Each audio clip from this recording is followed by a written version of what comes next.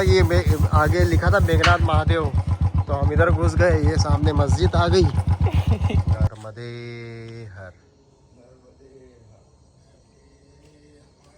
सुबह के 6:10 हो चुके हैं। हम लोग अपना आसन छोड़ चुके हैं। ये हमारी कुटिया है जहाँ पर हमने रात्रि विश्राम किया था। और ये सामने माई है,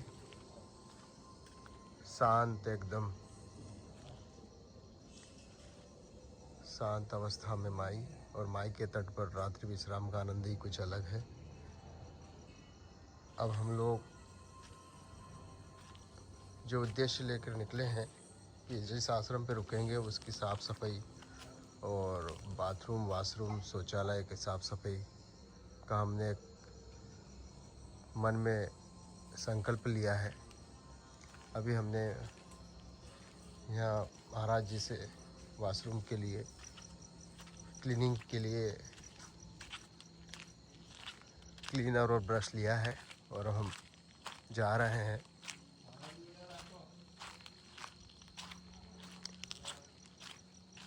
क्या है कि जब हम परिक्रमा करते हैं तो सभी जगह बहुत भीड़ हो जाती है और टॉयलेट, वाशरूम की साफ़ सफाई पर कोई ध्यान नहीं दे पाता है। तो हमने इसका खुद से इस चीज़ को शुरू किया है ताकि ये चीज़ हमारे परिक्रमावासी भाइयों को पता लगे कि कहीं भी आश्रम पे जा रहे हैं तो साफ़ सफाई बनाए रखें।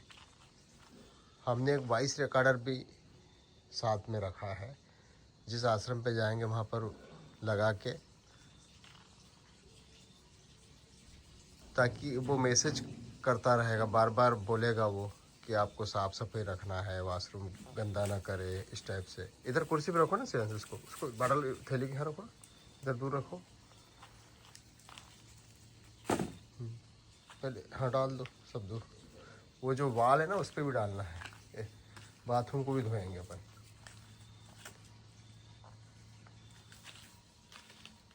काफ़ी गंदा हो जाता है। नया ही है। फ्रेश बॉटल है, पैकिंग है उनका रखा, तो बोले अभी लाए थे हम लोग। अपने लिए लाए थे। नहीं पहले, हाँ योग देखो, योग बनता है, वो बोले लाए थे अभी नर्मदा जयंती के पहले, अभी उसका उपयोग ही नहीं हुआ है। तो मैंने कहा महाराज जी हम करते हैं उपयोग। सब लोग पहले डाल दो।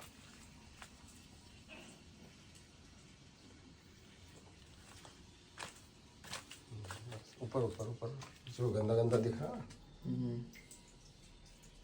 इधर भी जो काला काला दिख रहा है सब लोग, इधर तो एसिड साफ होगा। हाँ एसिड डाल दो, उधर उधर एसिड डाल दो। अभी इससे कर दे दो फिर एसिड। अभी नहीं, अभी एसिड पटको, बाल्टी बाहर रख दो।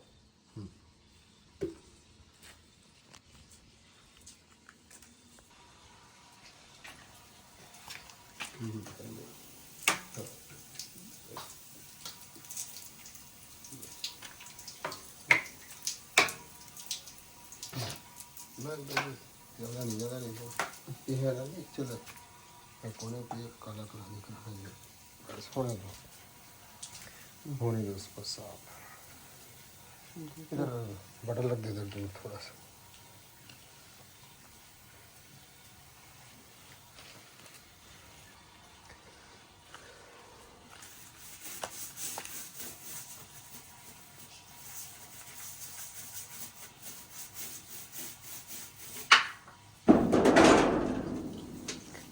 आश्रम के शौचालय की गंदगी की सब जगह समस्या है, क्योंकि जहाँ पब्लिक या भीड़ होने पर लोग वॉशरूम अंधेरे में चले जाते हैं, टॉयलेट, शौचालय चले जाते हैं, पर पानी डालना और ये सब थोड़ी गंदगी करना, इन सब चीज़ों से आश्रम वासी जो व्यवस्थापक होता है वो थोड़ा सा दुखी है। तो इस कड़ी में हमने ये शुरुआत की है। अब देखते हैं इस शुरुआत से कुछ परिवर्तन, शायद कुछ थोड़ा परिवर्तन तो आएगा, एक बदलाव तो होगा।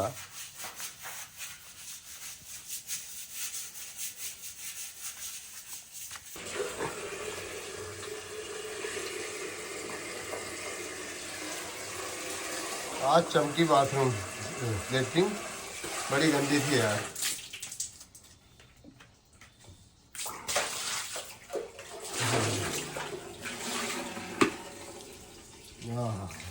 वो एक दो जो रही है दीवार में भी डाल दे रहे।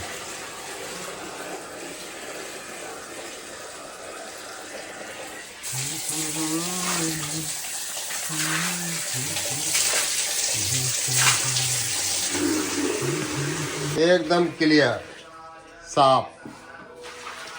अब बाथरूम को भी साफ करेंगे। काफी सालों से क्या पड़ा रहता है यहाँ, कोई इस पे ध्यान नहीं देता है।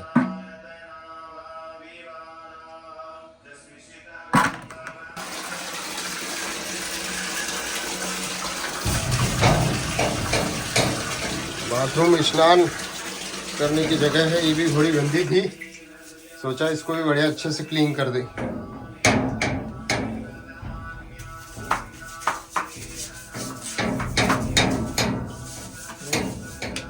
डालो पानी।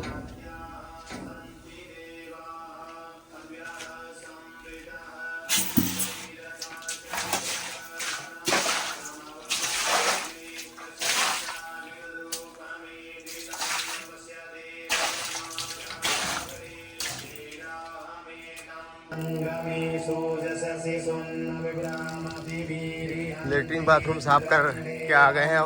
अब स्नान करने की तैयारी हमारी है। स्नान करेंगे और मैया का ध्यान पूजन अर्चन करेंगे।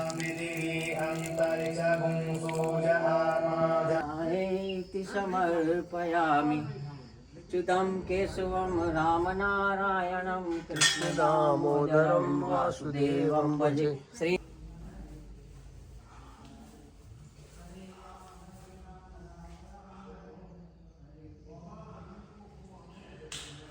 ये अश्विनी कुमार जी की तपस्थली है और ये उनके द्वारा स्थापित शिवलिंग है। वैद्यनाथ तीर्थ के नाम से ये स्थान माना जाता है। नर्मदा पुराण में इसका वर्णन है और बहुत दिव्य और जागृत स्थान है। हर आज डे 4 चौथे दिन की यात्रा हमारी प्रारंभ होने वाली है। वैद्यनाथ तीर्थ ये नानी रावल गांव में आता है, नर्मदा दक्षिण तट। और यहाँ के जो महंत है दधीची ऋषि, बहुत अच्छे महंत हैं। अब यहाँ से हम आगे की यात्रा जो मैया के तट पे जितने स्थान है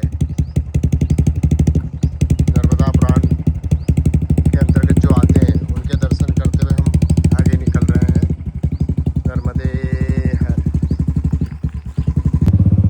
रामपुरा इधर किधर बोला चल लेने आगे पूछते हैं।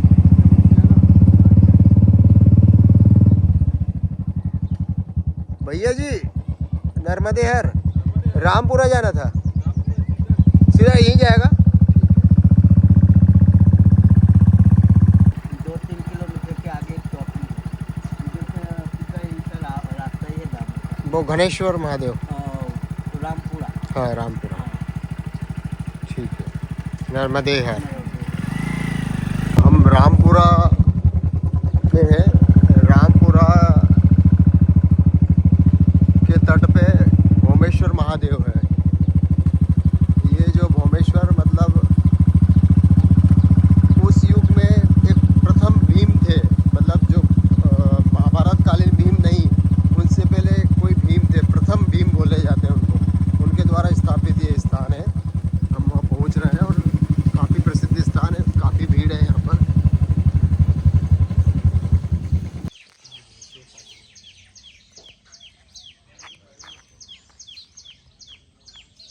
चप्पल के फटाफट नहीं चल सकते हैं ना। आदत नहीं है ना, चलो कोई चप्पल पहना के रखा। हाँ, धर्मेश्वर महादेव, भीमेश्वर महादेव, पांडव स्थित राममणि।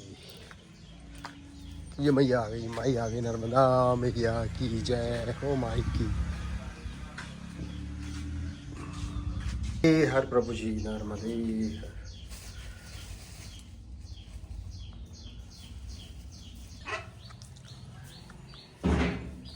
हाँ ये अंदर है, बहुत अच्छा है। ये अंदर जो स्थान है वो भीमेश्वर महादेव है।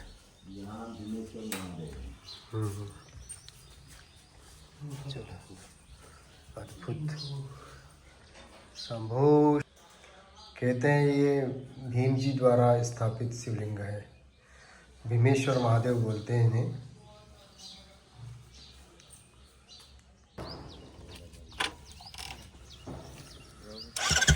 यहाँ पर खमन का स्वल्पाहार पाया हम लोगों ने, और ऐसे ही ये खमन रेगुलर ऐसा सभी जगह चलता है इनका, बाल भोग के रूप में एक नाश्ता जैसा है सभी लोगों का। इस क्षेत्र का विशेष पकवान है खमन। यहाँ से अब आगे निकलेंगे हम, आगे स्थान आएगा लुकेश्वर और घनेश्वर महादेव, उनके दर्शन करना है। ये जो मंदिर दिख रहा है सामने, यहाँ है लुकेश्वर और घनेश्वर महादेव। ये यहाँ पर बोर्ड है घनेश्वर महादेव। घनेश्वर महादेव के ही साइड में लुकेश्वर महादेव है। इनकी भी नर्मदा पुराण के अनुसार कथा है, जो यहाँ पर महात्मा जी से पूछेंगे। 3 स्थान यहाँ बोले जाते हैं अलग अलग। ओ करो है ना, शंभो शिव शंभो करो रूपम विभुं व्यापकं ब्रह्मवेणी चारु गंगा लसत बाल बाले दुकंठे भुजंगा चलत कुंडलम नर्मदे हर नर्मदे हर नर्मदे हर महाराज जी। कब उठाई पकड़ना? आज हमको चौथा दिन है। हंडिया से उठाई, नेमावर के सामने हंडिया। 200 किलोमीटर रोज चल रहे हो? 400 हो गया होगा। हाँ, ओमकालेश्वर से 600 हो गया। 600 है ना, तो 700 किलोमीटर हो गया अभी हमको। हंडिया वहाँ से 200 100 130 के आसपास है। हाँ, तो 700 हो गया। चौथा दिन है आज। ये जो लुकेश्वर और घनेश्वर महादेव है, इनकी कथा क्या है? बैठो। यहाँ जब भोले बाबा पे बुरा वक्त आया था, जी, जब भोले बाबा यहाँ आके छुपे थे, जब उनका लोकेश्वर में आविष्कार हुआ, मतलब छुपने से वो लुकने से लुकेश्वर हो गए। क्योंकि जब भस्मासुर भोले बाबा के पीछे भागा था, हाँ तो सबसे पहले यहाँ आके छुपे। जी। फिर विष्णु भगवान जी यहाँ खुद आए थे, मैया पार्वती जी आई थी यहाँ स्वयं इस जगह पे जी। और कुबेर भंडारी जी ने 100 साल तपस्या करी इस स्थान वो पे। धनेश्वर नाम जब पड़ा। हाँ धनेश्वर है ना, कुबेर जी के ऊपर धन से धनेश्वर हो गया। और ये कटेश्वर है ना, क्या है? जटेश्वर। जटेश्वर, सॉरी जटेश्वर। बाबा जी का जटेश्वर से पसीना गिरा या जटा मारी, तो इनका नाम पड़ गया जटेश्वर महाराज। एक ही स्थान पर ये पीछे कमंडलेश्वर महादेव है। यहाँ पर महाराज जी ने कमंडल रखा था पीपल के नीचे, एकदम उत्तम शांत। कमंडलेश्वर महादेव। आता है हाँ बहुत सुंदर है ये कमंडलेश्वर महादेव।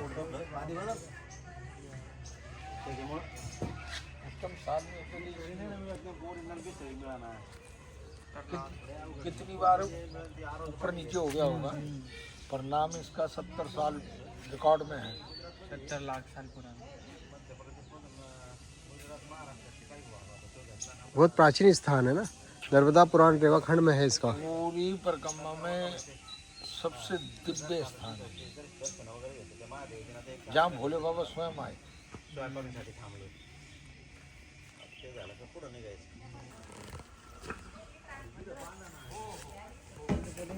नर्मदे हर प्रभु जी, नर्मदे हर। ये जटेश्वर महादेव।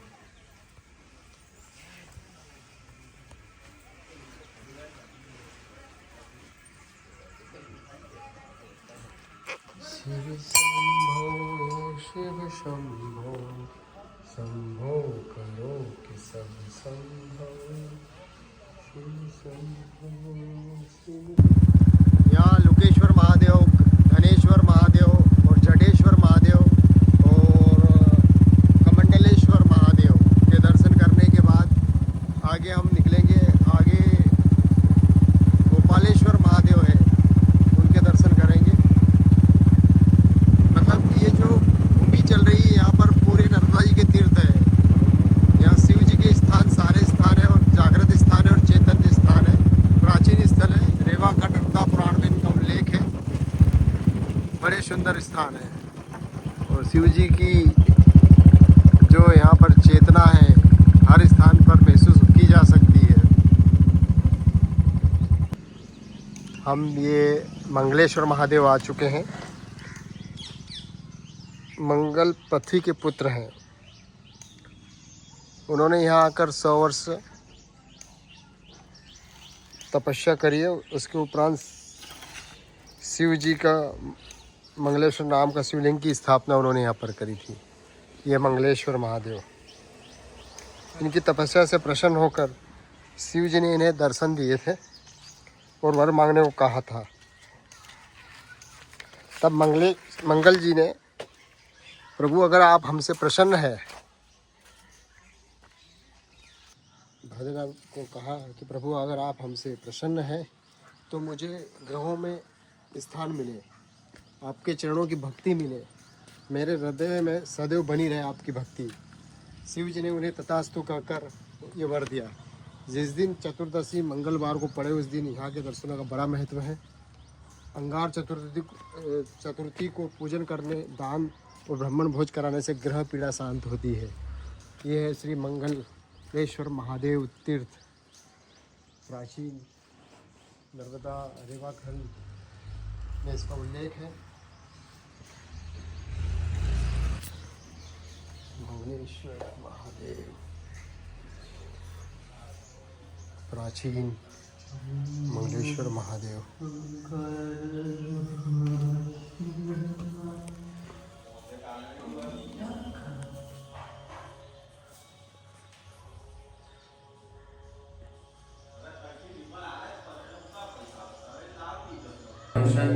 संसारभारं नतोऽहं तुषारादिशङ्काशगौरं गभीरं प्रकाश्रीशरीरं स्पृन्नमौलिकलोलिनिजङ्गा लसद्वाग्वारेणुकण्ठे भुजङ्गा चलत्कुण्डलं सुनेत्रं विशालं प्रसन्नाननं नीलकण्ठेश्वर महादेव के दर्शन करके मंगलेश्वर महादेव मांगरोल गांव में आता है और इससे आगे हम गोपालेश्वर महादेव बोलते हैं, वहाँ के लिए निकल रहे हैं। और इन स्थानों का बड़ा महत्व है। अब महत्व उनके लिए जो समझ सके कि प्रभु की लीला क्या है और उनकी दिव्य चेतनाएं जो हर स्थान पर घाट घाट पर जो है उनको महसूस करना, यहाँ आकर बड़ा प्रारब्ध होता है, तभी व्यक्ति यहाँ तक आ पाता है। ये नर्मदा परिक्रमा मार्ग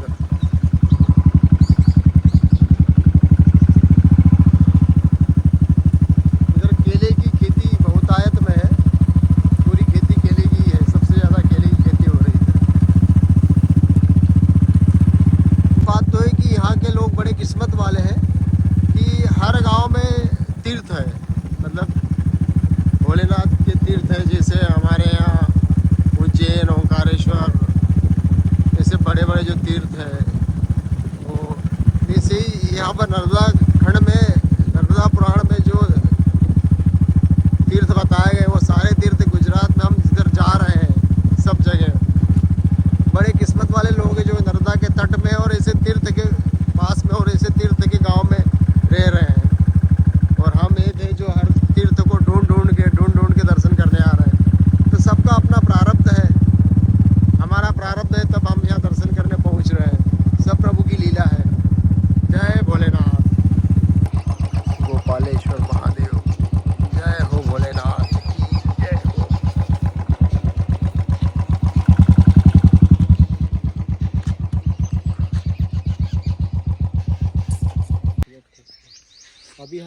गोपालेश्वर महादेव जी के दर्शन करेंगे। यह तीर्थ गोवार नामक ग्राम के पास में है। इसकी रेवाखंड में इसकी कथा है। स्वर्ग की एक कामधेनु गौ माता यहाँ घूमते घूमते आई थी। नर्मदा तट पर ऐसा सुंदर और स्वच्छ मनोरम स्थान देखकर यहाँ तपस्या करने लगी। वो तपस्या करते करते उनके मन में संकल्प हुआ कि मैं अपने दूध से शिव जी का अभिषेक करूं। ऐसा संकल्प होते ही उसकी नाभि से शंकर जी प्रकट हुए। कामधेनु ने प्रसन्नता के साथ शिव जी का अभिषेक किया। इस पर शिव जी प्रसन्न हुए और कामधेनु से वर मांगने को कहा। तब गौ माता ने कहा, प्रभु मुझे यह वर दान दीजिए, मैं यथा नाम तथा गुण वाली हो जाऊं। यथा नाम तथा गुण मतलब जैसा नाम वैसा उनका वैभव और गुण, सभी की कामनाओं की इच्छा पूर्ति कर सकूं। कामधेनु जो गौ माता होती है ना, कि सब जो इच्छा जिसकी हो उसकी मैं पूरी इच्छा पूरी कर देती। कामधेनु गाय बनती है। शंकर जी तथास्तु कहकर उनकी इच्छा पूर्ति की। यहाँ शिव जी का अभिषेक करने से सभी कामनाएं पूर्ण होती है। पर्वों पर यहाँ कहते हैं कि जब भी कोई पर्व होता है यहाँ कामधेनु गाय आती है। कार्तिक कृष्ण चतुर्दशी को यहाँ विशेष महत्व होता है और इसका उल्लेख रेवाखंड के अध्याय 92 और 96 के अंदर है। नर्मदे नीचे से है ना ये, नीचे नीचे बोल रहे हो। हाँ वो दिख रहा है यार। ये शंखचूड़ेश्वर महादेव जी का प्राचीन मंदिर है। इसकी कथा है, इसको शंखचूड़ेश्वर तीर्थ बोला गया है नर्मदा पुराण में, रेवाखंड में। यहाँ पर जो कथा है,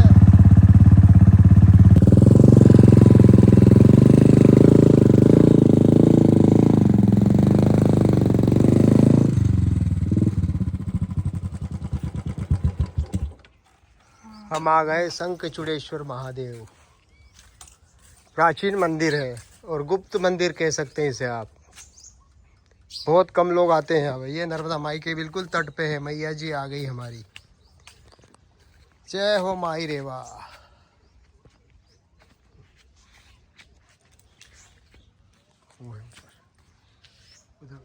शंखचूड़ेश्वर महादेव,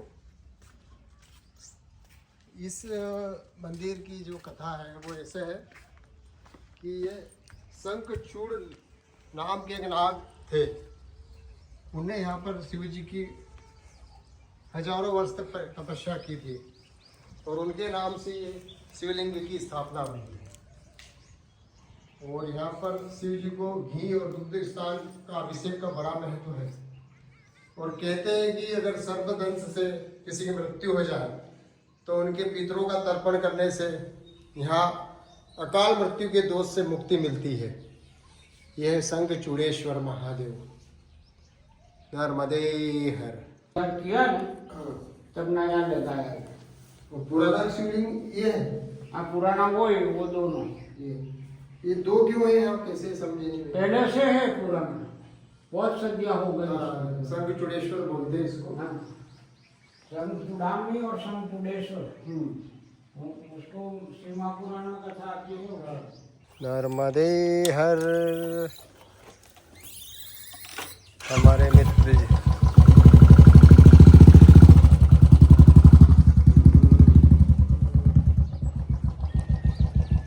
दादाजी की सेना आ गई है। अब हमको निकलना पड़ेगा आगे। वो ऐसा लगा कि ये आगे लिखा था मेघनाथ महादेव, तो हम इधर घुस गए। ये सामने मस्जिद आ गई।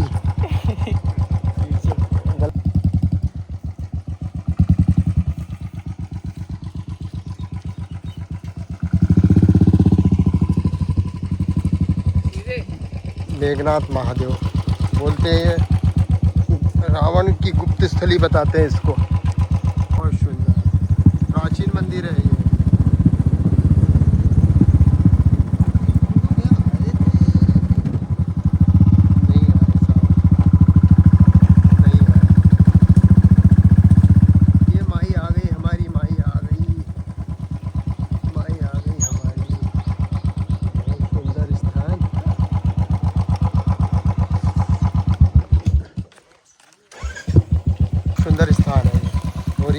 मैया हमारी अमरकंट वाली माँ नर्मदे हर।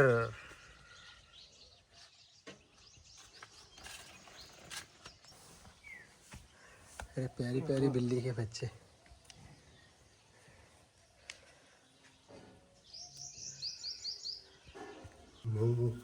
शंभो हरो संभव शिव शंभो।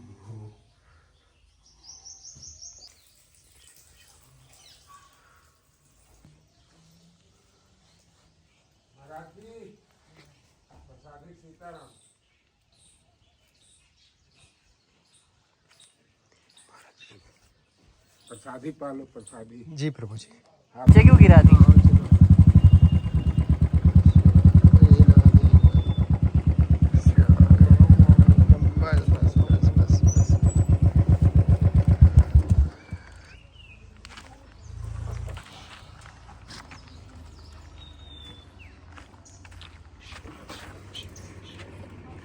तो नीचे मत फेंका करो कि इनको।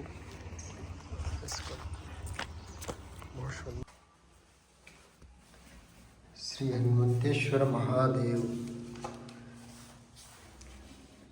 ये हनुमान जी ने यहाँ पर जब युद्ध में रावण के पुत्रों को मारा गया था तो हनुमान जी को ब्रह्म हत्या का दोष लगा था। उसके निमित्त हनुमान जी ने यहाँ आकर तपस्या और साधना की थी और हनुमंतेश्वर महादेव की स्थापना करी थी। इसकी कथा विस्तार में रेवाखंड अध्याय में है और बड़ा सुंदर स्थान और जागृत स्थान है।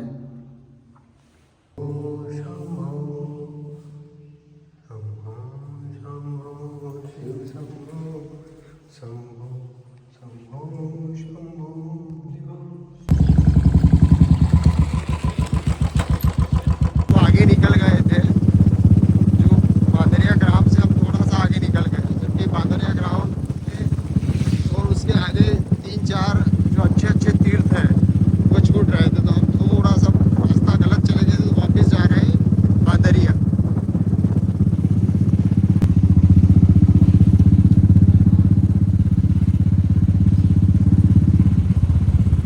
पूछना पड़ेगा यहाँ पे किसी से, पूछना नहीं। बांदरिया जाना था, बांदरिया इधर सीधा।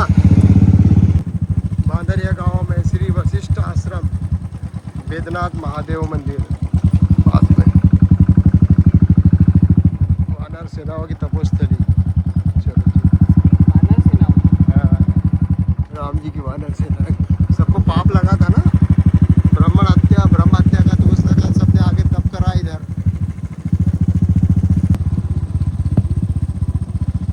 नर्मदे हर नर्मदे हर। ये पक्का। वेदनाथ महादेव मंदिर।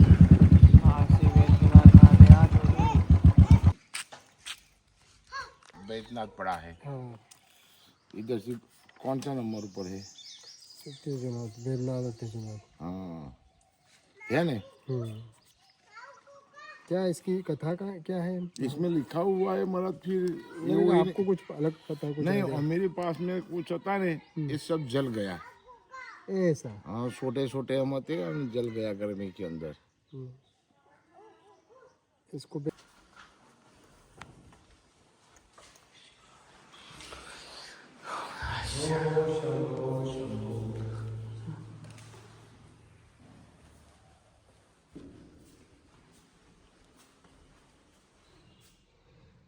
ये तेजोनाथ और वेदनाथ तीर्थ है। इसकी कथा कैलाश पर स्थित शिव जी ने अपने पुत्र कार्तिकेय जी को बताई थी। जब प्रलय काल समाप्त हुआ तब ब्रह्मा जी को आकाशवाणी की कि तुम सृष्टि कार्य आरंभ करो। अब ब्रह्मा जी सोचने लगे मैं किस प्रकार सृष्टि आरंभ करूं। ब्रह्मा जी इस प्रकार सोच में मग्न थे, उनके लगाव पर तुरंत तेजोमय शंकर जी प्रकट हो गए। ब्रह्मा जी आश्चर्यचकित हो गए। तब शंकर जी ने कहा, हे ब्रह्मदेव, मैं स्वयं प्रकट होकर आपके समुपस्थित हूँ, आज्ञा कीजिए।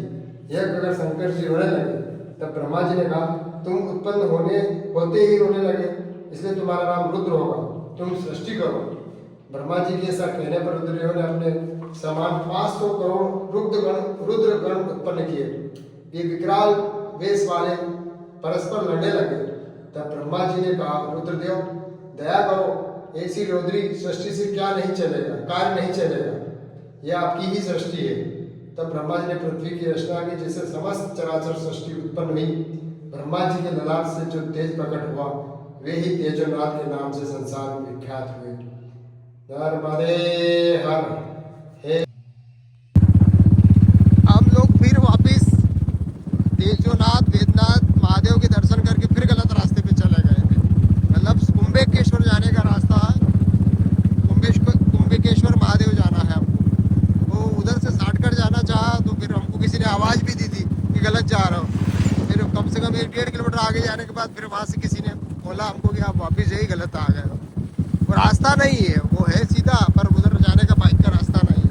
फिर वापस घूम के कोई सा गांव है सोडलिया, कोई सा गांव है, यहाँ से मेन रोड से जाना है हमको। और वहाँ से नानी मतलब पनौती, नानी मोटी पनौती कोई गांव है, कोई स्थान है, उसके आगे कुंभकेश्वर, रामेश्वर, सारे तीर्थ आगे एक एक गाँव करके पड़ते हैं।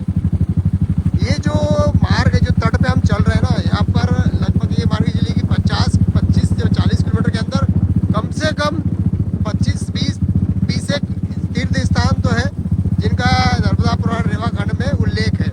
तो उनको ढूंढना पड़ता है, अपने को तो पता नहीं है अपन तो कहाँ के हैं। और यहाँ कोई ऐसे बोर्ड लगे हुए हैं नहीं, ऐसी कोई गाइड या बुक बनी हुई है जिसमें इन तीर्थ स्थानों का क्रमवार और गाँववार नाम का उल्लेख हो।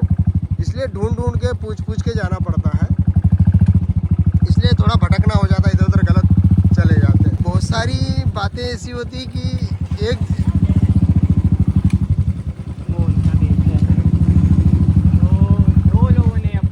जैसी बातें दो लोगों ने हमको बताई है। और दोनों ऐसे हैं कि दोनों बहुत विद्वान हैं और बहुत शास्त्रों का उनको ज्ञान है। उन्होंने एक जैसी बातें बताई है कि अगर किसी को समझना, मतलब जानते सब है पर मानते नहीं।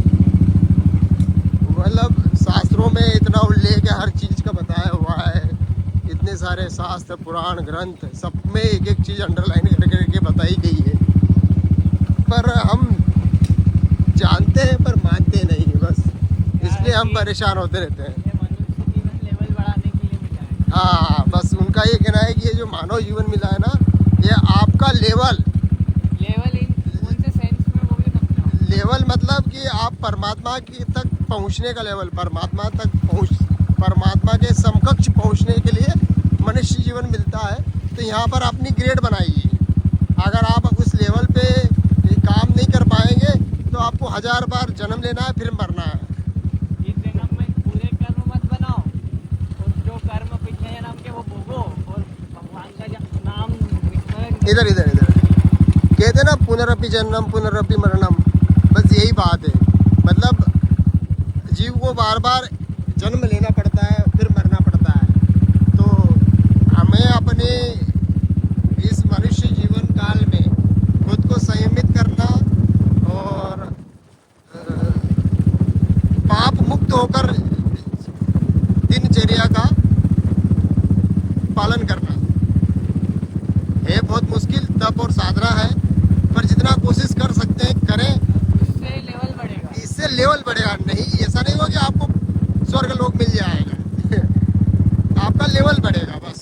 और लेवल धीरे धीरे बढ़ता है, और लेवल के अनुसार आप कर्म के अनुसार ही लेवल बढ़ता है, लेवल के अनुसार ही आपका प्रारब्ध बनता है, और प्रारब्ध के अनुसार ही आपका जन्म होता रहता है। अगला जन्म कैसे होगा, फिर उससे अच्छा होगा, फिर उससे अच्छा होगा। और एक लेवल पे ऐसे पहुंच जाओ कि उसके बाद फिर कोई जन्म ही नहीं होगा। हाँ, ये बात बहुत सही बोली आप बेटे ने, कि एक लेवल ऐसे लेवल में पहुंच जाओगे कि आपका जन्म होना खत्म, सिर्फ डायरेक्ट मोक्ष होता है। तो वो मोक्ष की तलाश के लिए मनुष्य को एक मौका मिलता है।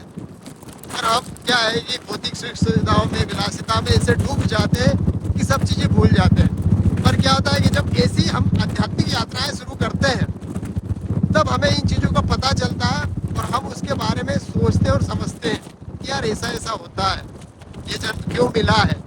पर ये भी हर किसी के नसीब में नहीं हो कि वो आध्यात्मिक यात्रा कर ले यार। हमारा जैसे कोई जो कर रहा है उसका पुराना लेवल थोड़ा ऐसा है, हाँ उसका पुराना प्रारब्ध कर्म ऐसा है कि इस जन्म में इतनी बुद्धि मिली है कि ये सब चीजें करनी है। बिल्कुल सही। बहुत गहरा चिंतन है। इस चीज को समझने के लिए ऐसी हजारों यात्राएं करना पड़ेगी, जब उस परम पिता परमेश्वर की उस यात्रा को समझ पाएंगे जिसपे हम आप और सब हैं। नर्मदे यहाँ नहीं आया पिछली बार हम।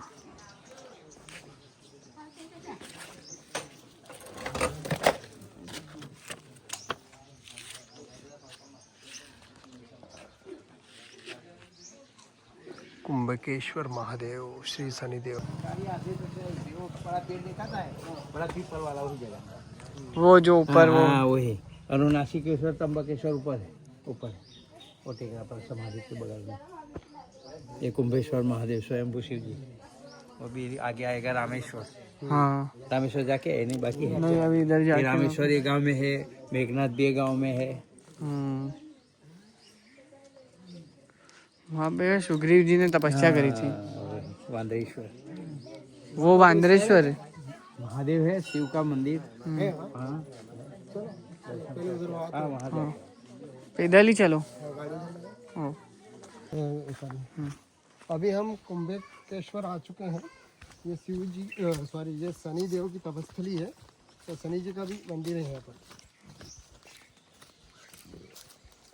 वानरेश्वर तीर्थ है। ये सब साफ सफाई रखनी वो चाहिए। बता रहे हैं वो पीपल के पास पुराना स्थान है।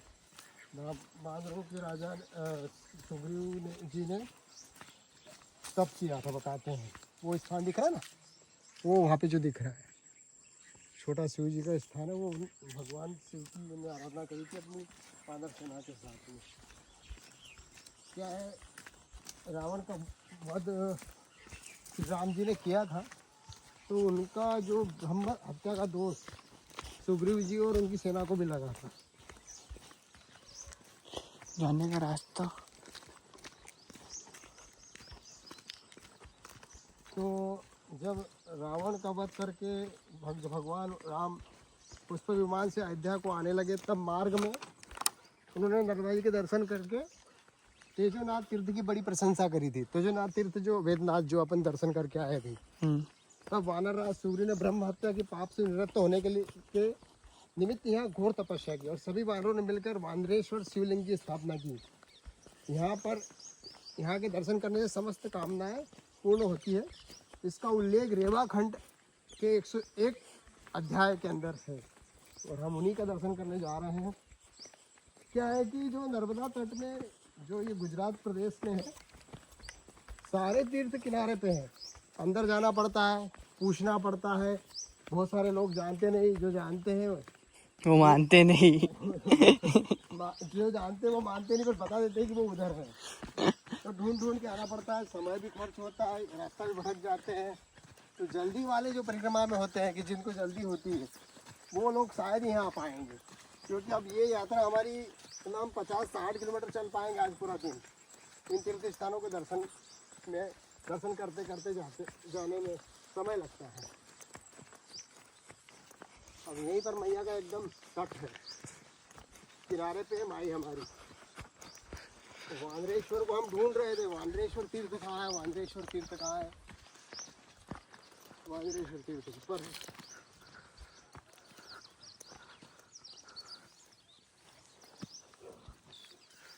चलो चलो, ये आ गए नर्मदा जी के तट पे। चलो से पकड़ो उसको।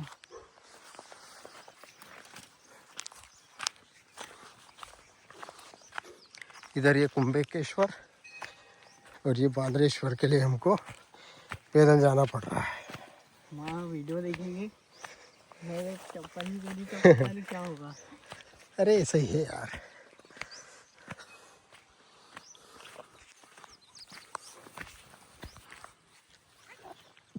अब ऐसे रास्तों से पैदल मार्ग भी नहीं, इधर से पैदल परिक्रमावासी भी नहीं आते।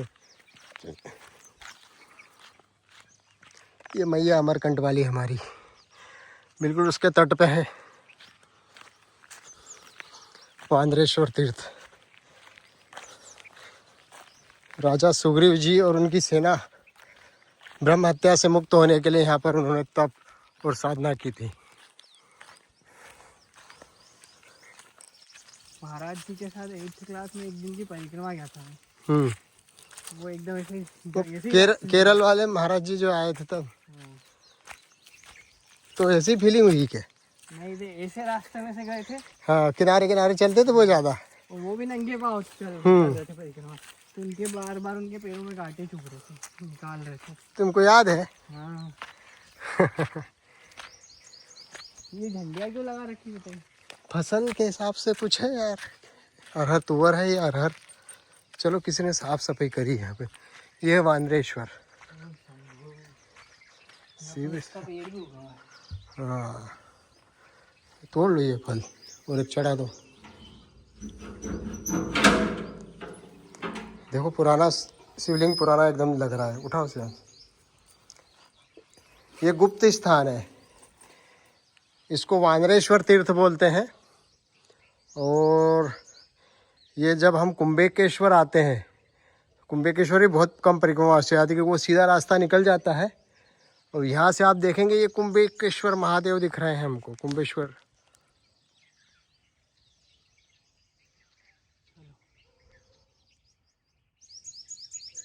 ये कुंभेकेश्वर।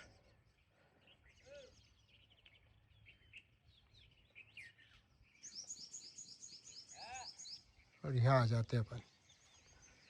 कोई आवाज़ दे रहा है हमें।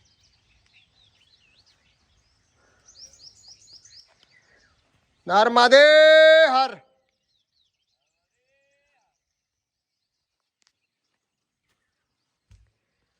रुद्राष्टक का पाठ किया जाए यहाँ पे।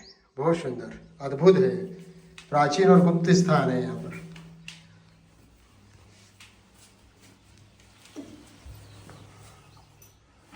नमामि समीशान निर्वाण रूपम विभुं व्यापकं ब्रह्मवेद स्वरूपम निजं निर्गुणं निर्विकल्पं निरीहं चिदाकाश।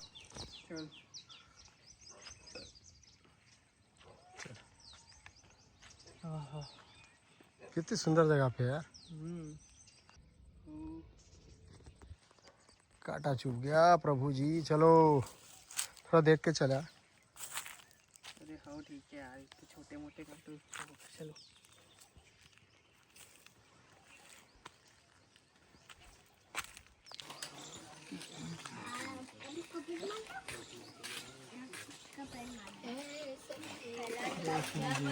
नर्मदे हर, नर्मदे हर, नर्मदे हर माता जी, नर्मदे हर।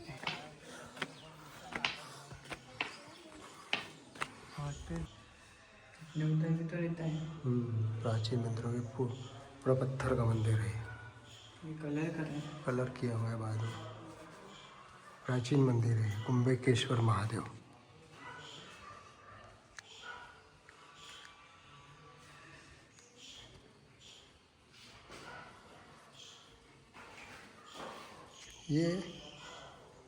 ये कौन से महादेव माता जी?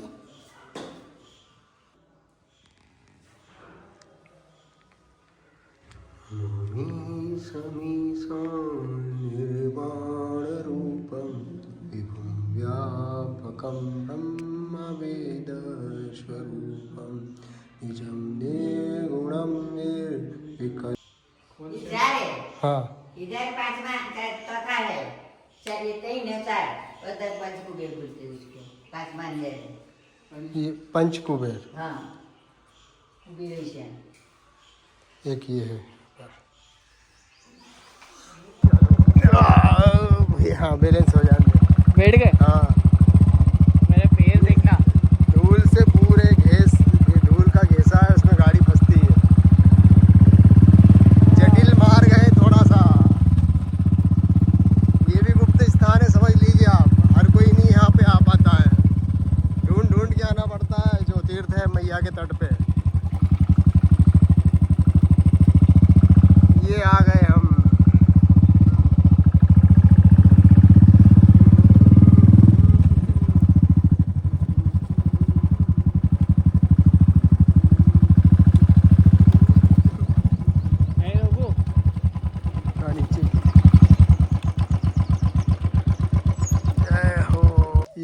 आ गई है एकदम मैया के तट पे। ये तीर्थ है रामेश्वर तीर्थ। ये जो इधर महाराज जी ये स्थान लक्ष्मण जी है इधर। कौन सा? लक्ष्मेश्वर इधर इधर। हाँ वो जो दिख रहा है ये सामने इधर वो लिखा है, वो नहीं ये अभी पेड़ के नीचे सामने। हाँ। ये कुछ नहीं है, खाली रामेश्वर लक्ष्मेश्वर। ये राम जी ने यहाँ पर भगवान भोलेनाथ की तपस्या की थी। बहुत सुंदर प्राचीन मंदिर। नमो शिवाय नमः शिवाय।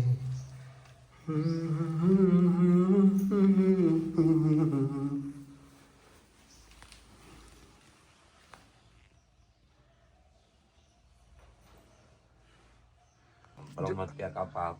राम जी को जो ब्रह्म हत्या का रावण का वध करने वाला। सीता जी के बाद हाँ। सीता जी को हरण करके दे गए थे। रामचंद्र तैयार हुआ। हाँ। रामचंद्र तैयार हुआ, रामेश्वरम की स्थापना की भगवान है रामचंद्र ने। रामेश्वरम की युद्ध किया। युद्ध में वो पंडित मराया रावण। तो ब्रह्म हत्या का पाप के निवारण के लिए पाश्चात्य पितृ ने भगवान वानर सेना के साथ निकले। पीछे सुग्रीव है, जाम्बुवान है, राम जी इधर आए और हनुमान जी को इधर 7 किलोमीटर भेजा। हनुमंतेश्वर। तो उसका प्रायश्चित यहाँ का और शिव भगवान के हाथों का है। ओह बहुत अद्भुत है। बहुत सुंदर स्थान है। सुंदर स्थान। तीसरा युग चल रहा है। जागृत स्थान है। तीसरा युग चल रहा है।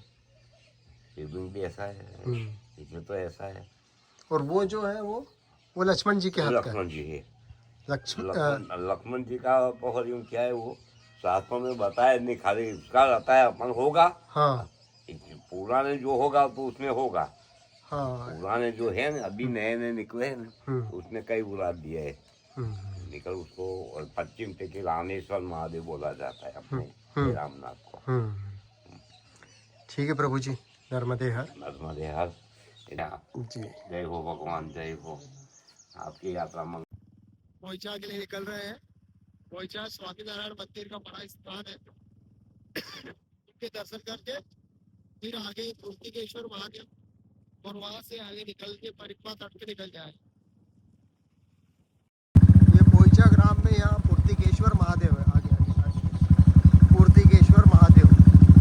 बस बस बस ये पूर्तिकेश्वर महादेव प्राचीन मंदिर। जामन जी, सुसेन और नल जिन्होंने यहाँ तपस्या करी थी, ब्रह्म हत्या से मुक्त होने के लिए साधना करी थी। ये भाई बिल्कुल मैया के तट पे है। वहाँ लगा था सर। बस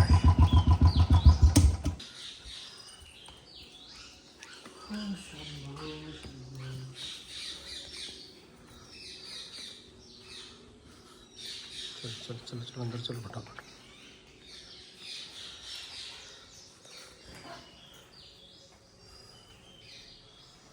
शिव शंभो शंभो करो सब संभव।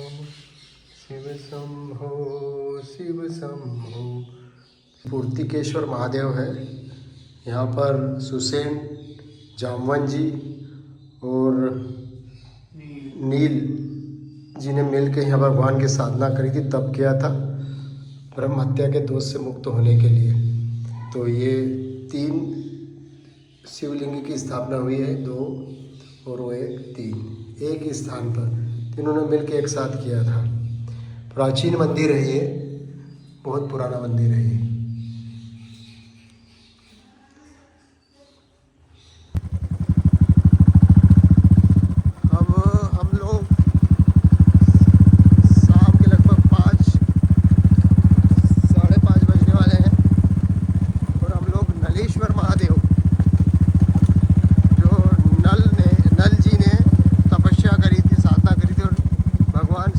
स्थापना करी थी नलेश्वर महादेव के नाम से। उस स्थान के लिए जा रहे हैं। वहाँ पे दर्शन करके सोच रहे हैं आगे एक स्थान है मणि नागेश्वर। वासुकी नाग जी ने वहाँ पर साधना तपस्या करी थी और भगवान शिव की स्थापना करी थी।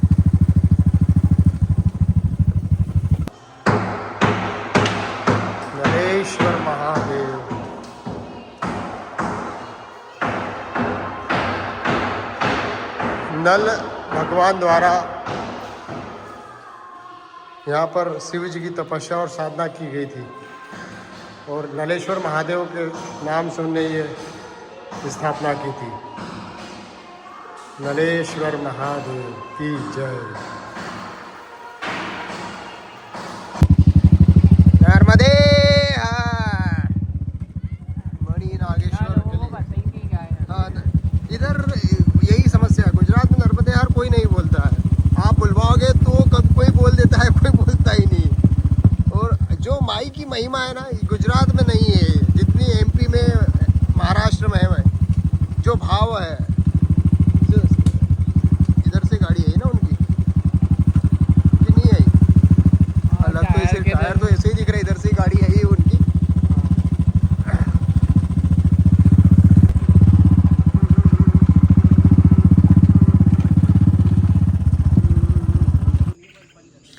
अभी हम जलाराम आश्रम पहुंच चुके हैं और नागेश्वर धाम के नाम से ये स्थान प्रसिद्ध है, जलाराम आश्रम।